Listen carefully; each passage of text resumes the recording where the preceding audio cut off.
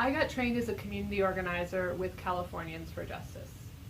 And there we believed that people of color, immigrants, poor folks, queer folks, disabled folks, and young people are the majority. And if we organized our communities to vote, we could shift power to reflect our values and interests and needs for racial justice and economic justice and more. And now, as a field organizer with UU The Vote in Pennsylvania, I still believe this strategy, that voting can be a means to a power shift. It's not the only strategy, but it is one worthwhile strategy among many. So welcome to my field. Here with my reading glasses and my large screen, instead of my sunglasses and walking shoes for door knocking, the organizing field of pandemic times, where we gather in Zoom rooms large and small to reach thousands upon thousands of voters and potential voters.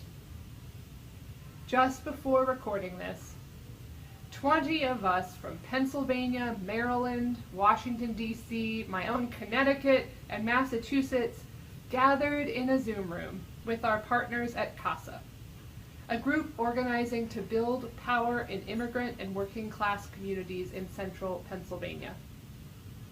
In 2 hours, we sent over 60,000 texts to urge folks to check and update their voter registration or to get registered. We texted with people who had lost their jobs and apartments due to the pandemic, and we connected them with community resources. We texted with someone who is homeless and helped them get the information they need to be able to register to vote. We texted with lots of folks who weren't sure if their registration was up to date and helped them check their status. We know that over 90 of them followed up to register. And we texted with some people who said they follow God's law, and their faith tells them not to participate in voting. Dear ones, our faith says that the here and now matters. That we live our faith not for the possibility of heaven when we die, but to create heaven here on earth. What we do, what you do, matters. And so we work. We UU the vote. We text the vote, we postcard the vote, we phone bank the vote. We use the tools at hand, spiritual, technological, relational, to connect with people around our values. If you haven't considered calling voters yet, please step out of your comfort zone and try it. Join us in this sacred connection and faithful work. There is so much to do, and so little time before the election. And there is so much to do after the election, because we are in this not to elect a particular person, but to shift power to reflect our faith, our values, so that we can keep organizing for a world where every person is loved, sheltered, valued, and has what they need to thrive. A single honeybee makes just 1/12 of a teaspoon of honey in its lifetime. It takes 70 honeybees just to make my morning tea. Like honeybees, it is up to each of us to do our part. Let us be honeybees. I ask you to do your 1/12 of a teaspoon. Perhaps 2 hours or 10 hours of work. Together it adds up to a whole lot of honey. I invite you to come join us in the virtual field. Make your small bit of honey so that together we as Unitarian Universalists can make gallons and gallons of impact.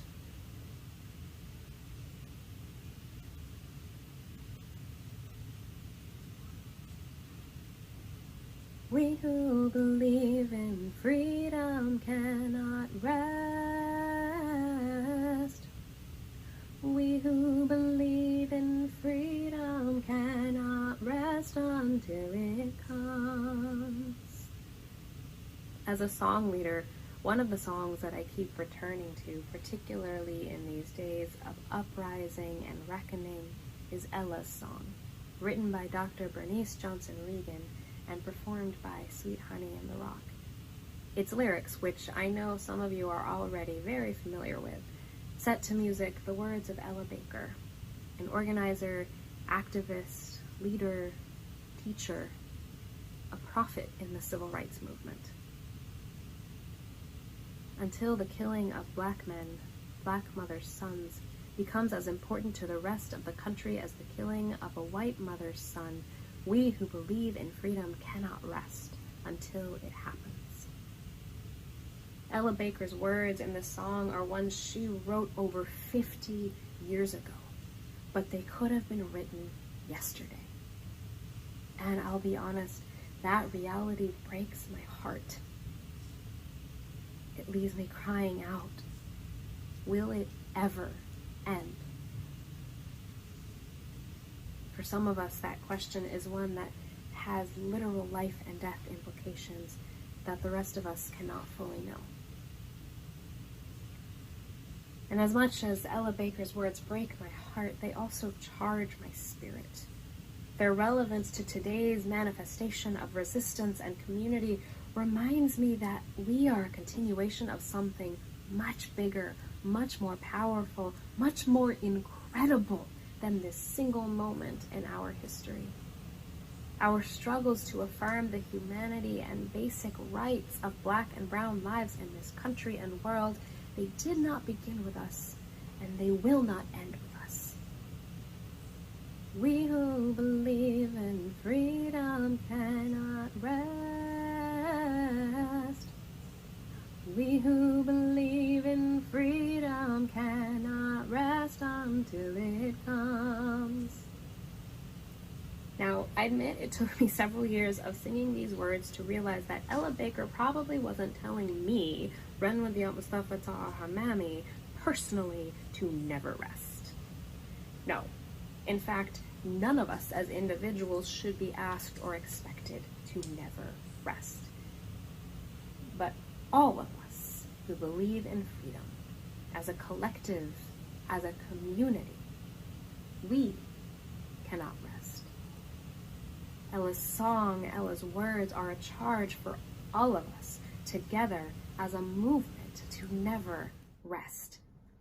We cannot stop fighting, we cannot stop creating, we cannot rest until freedom in its truest and most universal form exists in our world. Our faith as Unitarian Universalists who don't all agree on what happens after this life can all believe that what happens in this life matters so deeply that we have been called heretics, broken unjust laws, and probably gotten ourselves on more than one government list to make it known that we will not rest until freedom for every last one of us comes. And to be that unceasing, everlasting, perseverant, irritatingly prophetic movement that never rests, we need to reaffirm, deepen, and reaffirm our connections to each other as Unitarian Universalists. To remember that if we do this work together, we can not rest. And just as important, to be a true continuation of that much bigger, much more powerful, much more incredible freedom movement, we not only need to sustain our relationships within our faith, but we must build and sustain the relationships with communities and frontline liberators who have been leading the way to universal freedom for generations. We who believe in freedom cannot rest and cannot rest when we act as a truly interdependent collective. When we are carrying our load on the way to liberation, remembering that we are part of a movement reminds us that we are not carrying that load alone. Like a choir whose singers stagger their breathing to make sure a single note remains an unbroken sound, or a hospital that runs non-stop with a rotating staff, like migrating geese who take turns leading, following, or resting in their flying formation. We cannot rest, and we can not rest until freedom comes if we sustain our connections to one another. We need each other so that when we as individuals do rest, we know our movement towards universal freedom carries on, waiting for us to return and temporarily relieve another of their liberation load. As we count down the days to Election Day, we know that no matter the outcomes, our work will continue. We will not rest. We can not rest if we take care of each other and our shared vision for universal freedom that is possible, knowing that each and every one of us is doing the same for all of us, and knowing that our collaboration in this moment is a continuation of a movement that knows there will come a day when we, all of us who believe in freedom, can finally rest. We who believe in freedom cannot rest. We who believe in freedom cannot rest until it comes.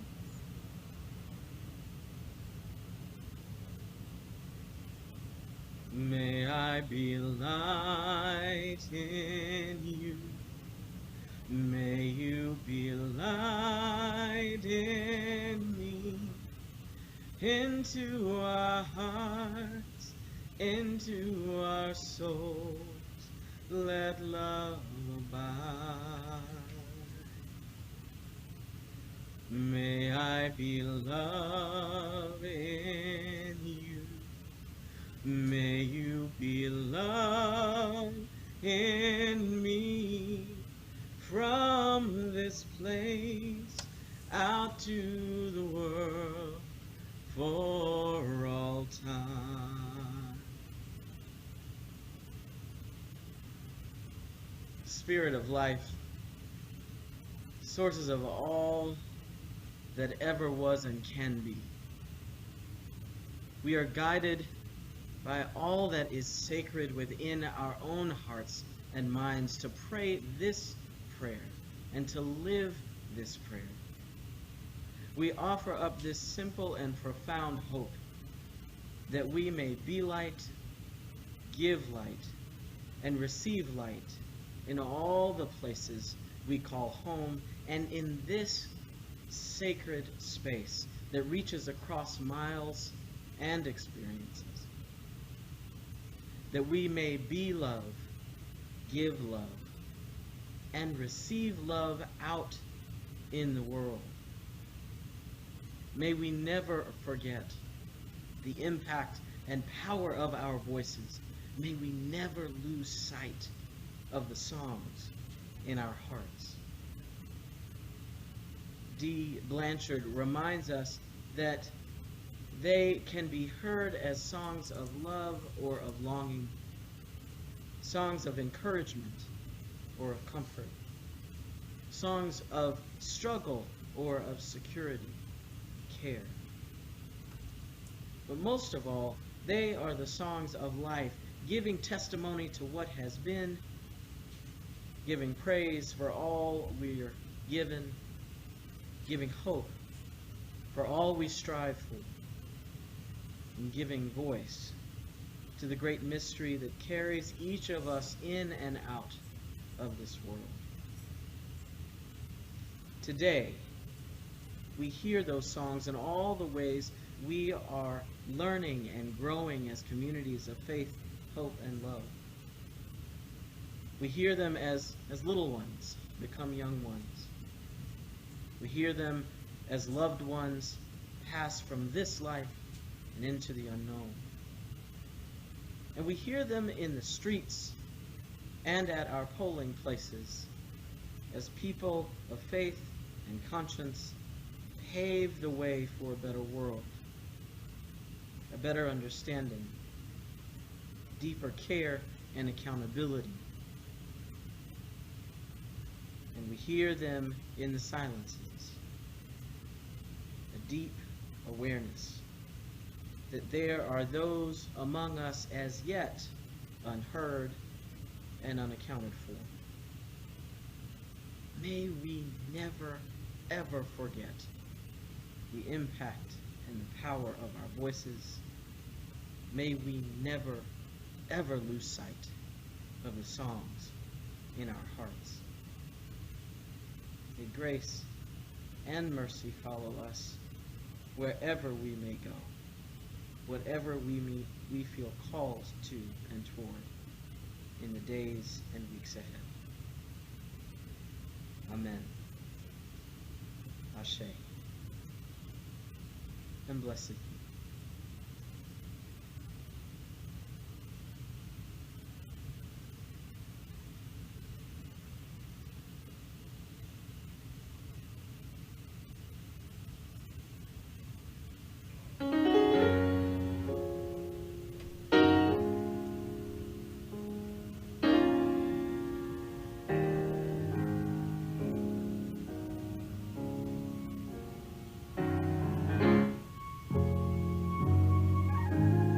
Grace and mercy brought me through.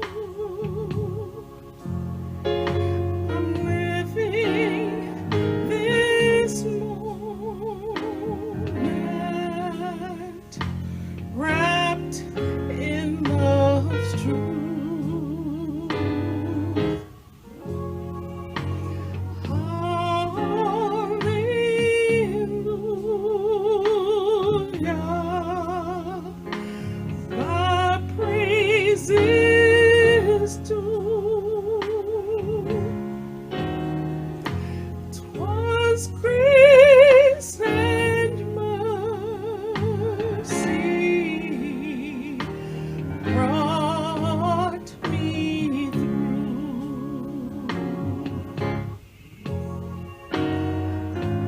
Grace and mercy brought me through. I'm living this moment wrapped in love's truth.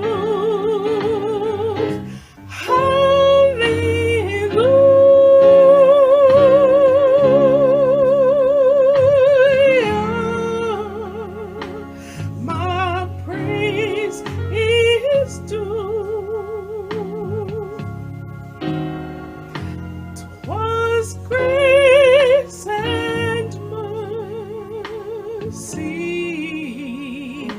'Twas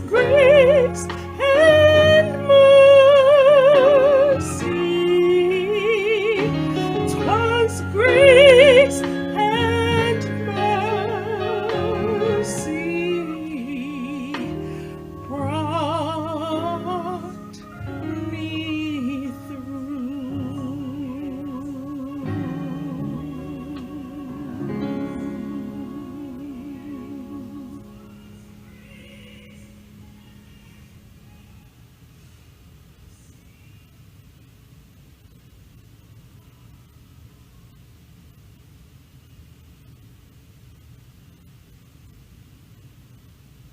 I was 13 years old when I became a Unitarian Universalist. I was raised in this faith, but I was 13 when I claimed it as my own. It was a Sunday afternoon. and I was waiting for my parents to finish their committee meetings after service. All the other kids had left, and I was bored. I wandered into the visitor's corner, and a little red wallet card caught my eye.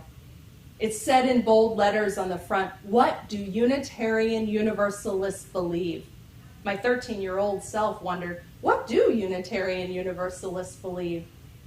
As I read the 10 statements written by the Reverend David O. Rankin, in my heart, in my soul, as I read those words, I said, yes, this is what I believe. One phrase in particular planted itself in me like the deepest truth, and I never forgot it. We believe in the motive force of love. It was in that moment when I knew that this was my religion. I start with this story to ground the work of UU the Vote in our theology, which is its foundation and its inspiration. This year marks the 250th anniversary of what we celebrate as the beginning of universalism in the United States. It was on September 30th, 1770, that Universalist John Murray preached his first sermon on this continent. And the truth that I read in that little red wallet card, the truth I've never forgotten, is the message of universalism. 250 years ago, in the context of religious notions of God rooted in punishment, damnation, and the division of humanity between worthy and unworthy, saved and damned, the idea of universal salvation, that God's love is unconditional, that no one is cast out, and that salvation is not individual but collective, was radical and liberating. Universalism proclaimed that humanity was bound together in a common destiny, and that love is the thread that binds each of us to the other and everyone to creation. Universalists believed that God is love. They also believed in hell. They just believed that it existed here and now on the earth. The great Universalist preacher Hosea Ballou was clear about how politicians and those in power used fear, stoked fear, to protect their greed and corruption and self-interest, and he knew the suffering that resulted from that.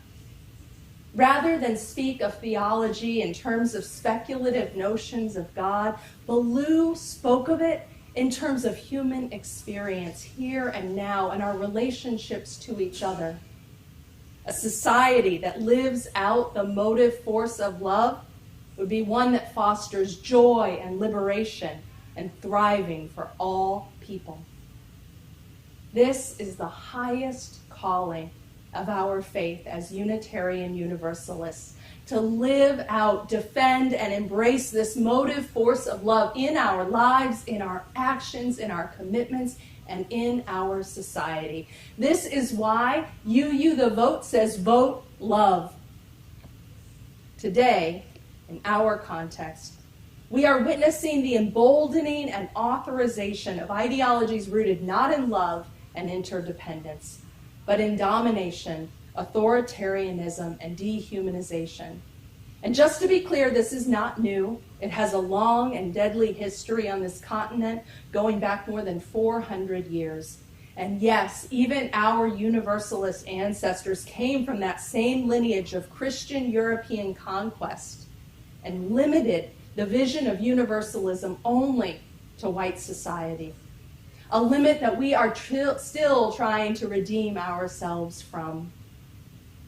It is dehumanization that creates systems that put children in cages, that deny health care to our transgender siblings, that allow police violence and the murder of Black people to continue unabated and without accountability. Dehumanization that allows triage protocols that devalue the lives of disabled people and that lead to systemic divestment from communities, the resources from housing to education, healthcare to jobs, and the criminalization of poverty. just as Hosea Ballou named it.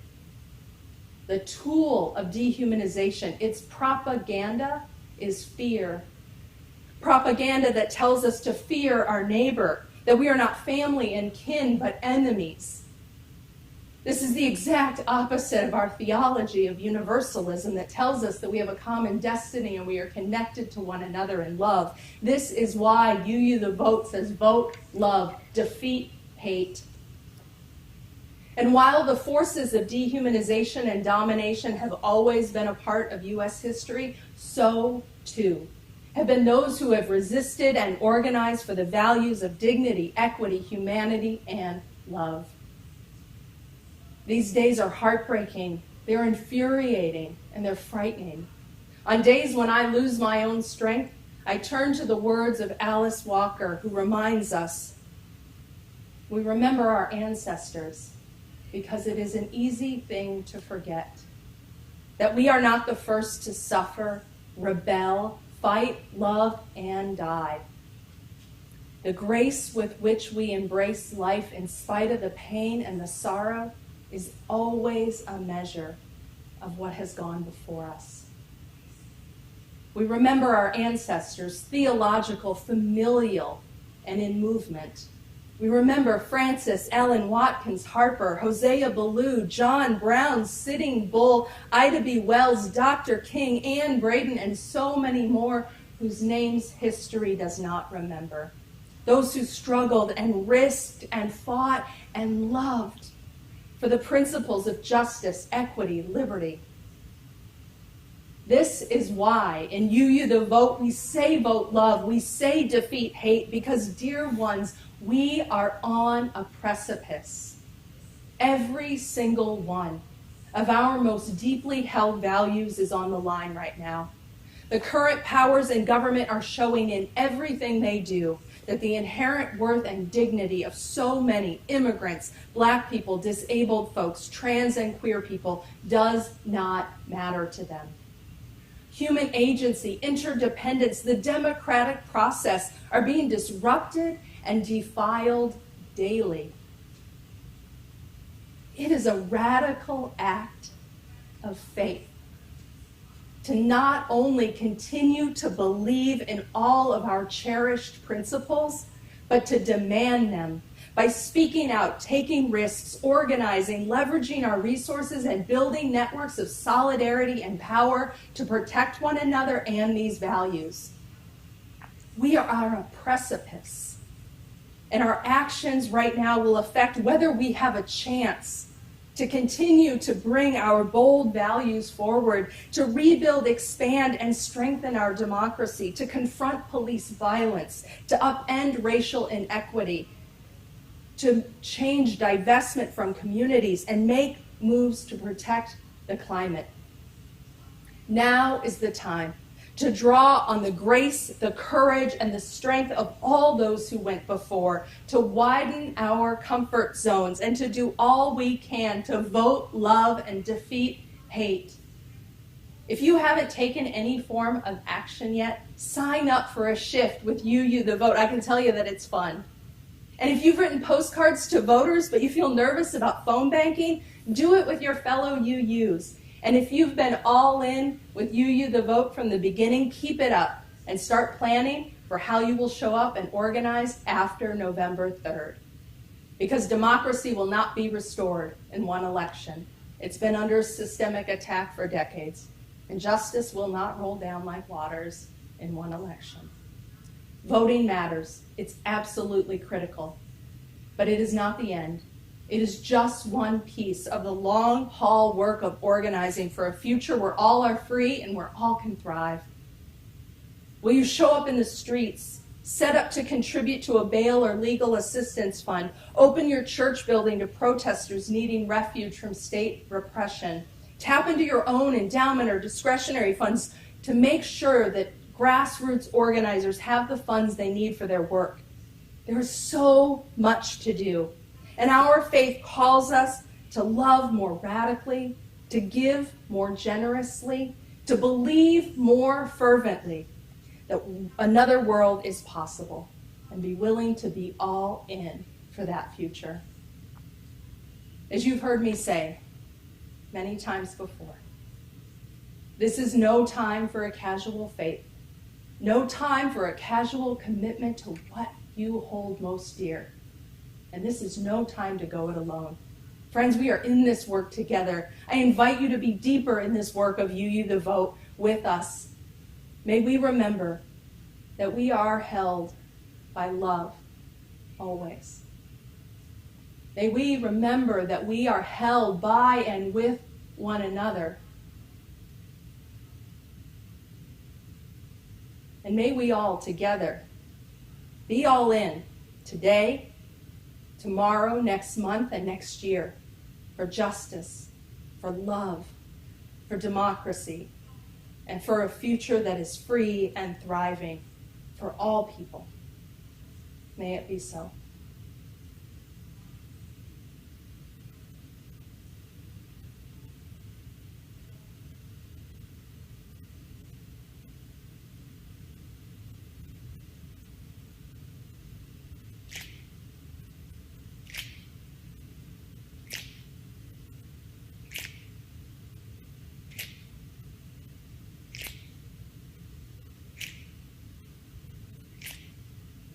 We shall be known by the company we keep, by the ones who circle round to tend these vibes. We shall be known by the ones who sow and reap the seeds of change alive from deep within the earth. It is time now. It is time now that we cry. It is time we lead ourselves into the well. It is time now, and what a time to be alive. In this great turning we shall learn to lead in love. In this great turning we shall learn to lead in love. We shall be known by the company we keep, by the ones who circle round to tend these vibes.